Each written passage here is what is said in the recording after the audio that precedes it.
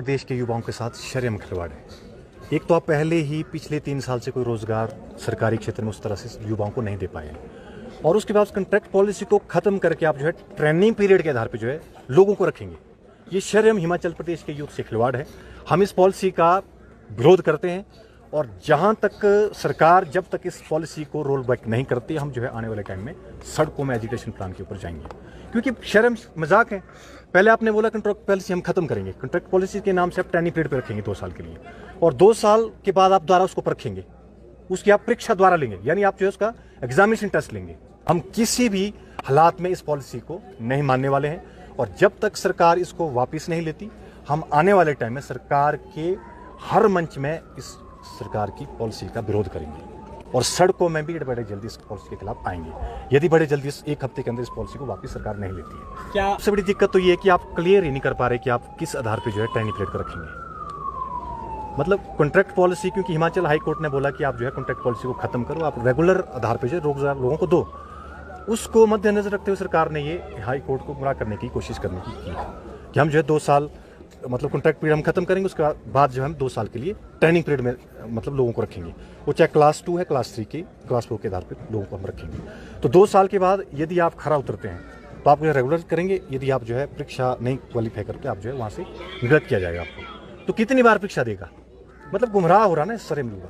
आप क्लियर ही नहीं कर पा रहे कि करना क्या है।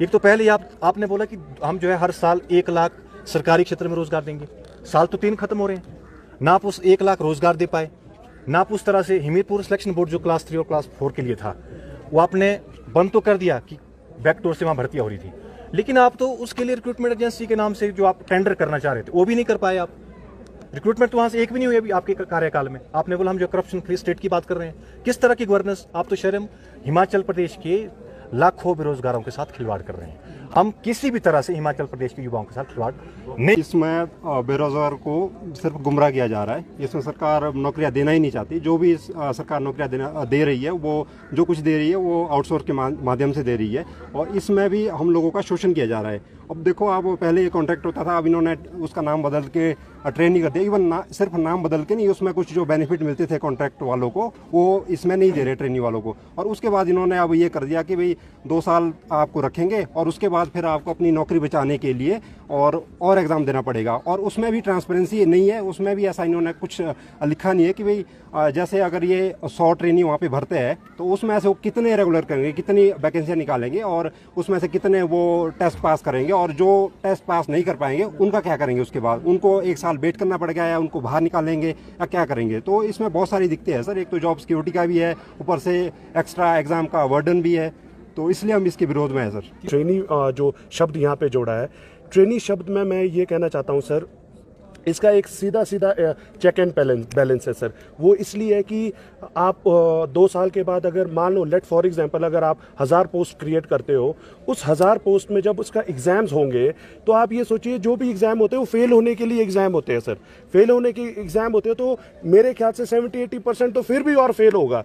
फिर वो 2 साल और 2-3 साल और मेहनत करता जाएगा। इससे क्या है कि सरकार अपना रेवेन्यू भी बचाना चाह रहा है। ये पॉलिसीज मैं इसका विरोध करता हूँ सर।